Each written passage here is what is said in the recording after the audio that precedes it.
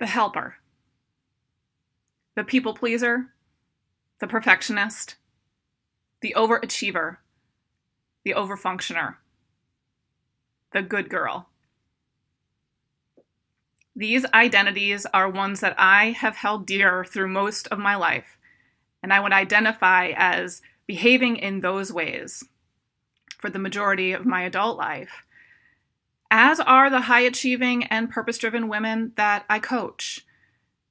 This is a narrative that runs really, really deep today, even when women are entering into all areas of life, professional life, and it's still a dominant narrative that in order to succeed as a woman in professional settings, in a world that still very much runs on expectations that are patriarchal and limit the fullness of what it means to be a woman, then these coping mechanisms enable a certain level of success, being the helper, the perfectionist, the people pleaser, the overfunctioner, the overachiever, the good girl.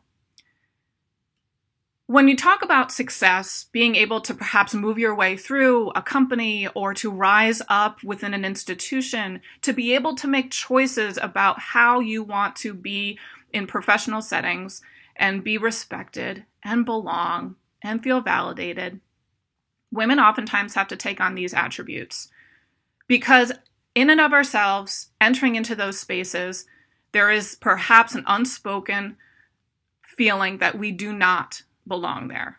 So in order to feel that we are indeed competent and valued in those spaces, for me, it was my early start in politics.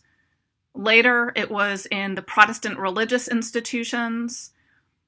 And while women were very much a part and growing part of those spaces, there was still an unspoken expectation that to be in those positions of leadership, you needed to take on these aspects of self, of being everything for everyone. And is it sustainable? Well, the easy answer is no. It may enable us to have early success or to be able to move through these institutions that have prescribed rules and expectations and ways of being. But when we ask ourselves, are we really balanced? Do we feel a sense of worth?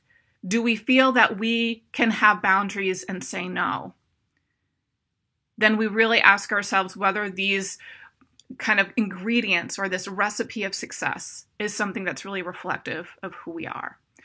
So when I work with these high-achieving, purpose-driven women that I coach, I ask them one key question, and that's, who would you be?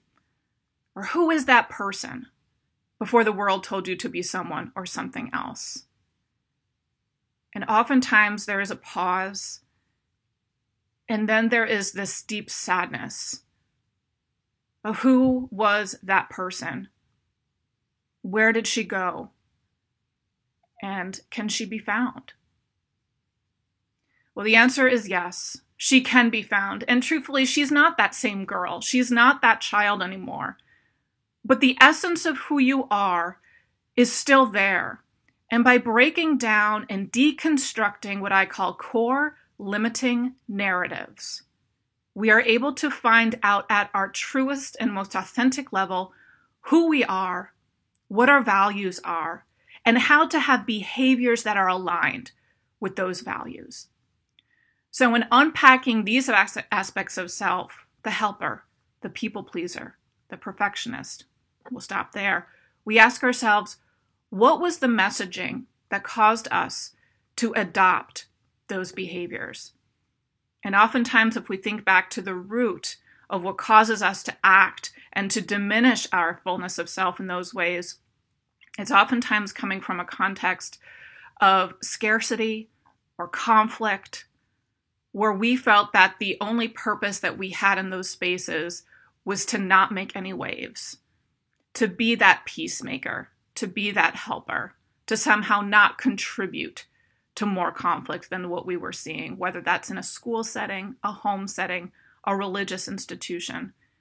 And so if we're able to look back at the roots that cultivated and formed and molded those behaviors of self, we're able to fill those spaces with healing, with acknowledgement, and with a sense of affirmation that you can still access that core self and then be able to behave and act and make choices out of that more wholeness of self, instead of a self that's trying to be things for other people, to fill voids in other people's life, rather than to be a stand-alone, autonomous person first.